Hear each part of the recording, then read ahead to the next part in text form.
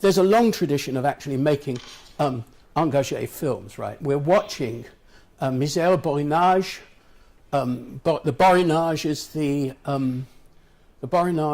the coalfield in southern Belgium, tough coalfield. It's where Vincent van Gogh lost his faith, actually.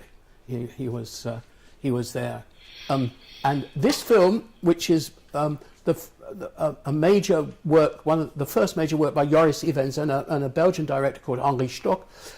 Ivens, of course, is a critical figure in radical filmmaking, and it was made significantly for the film club in Brussels, right? So there's no official money here; it's independent and so on.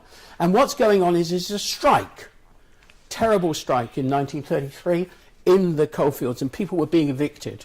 A lot of people were being evicted, etc., etc.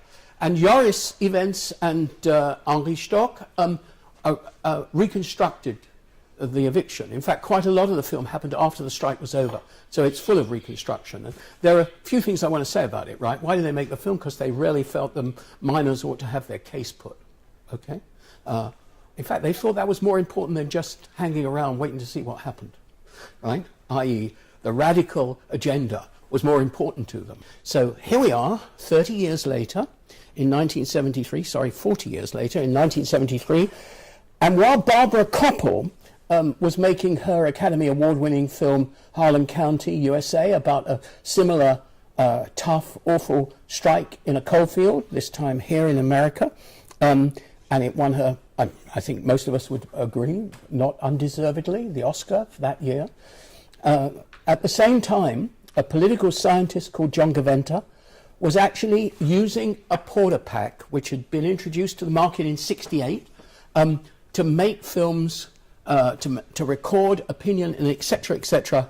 And what Gaventa is trying to do is stir up an understanding of the plight of the miners. He couldn't care less about film. He would do anything. He'd use a piece of chalk on a wall, whatever is going to work, okay?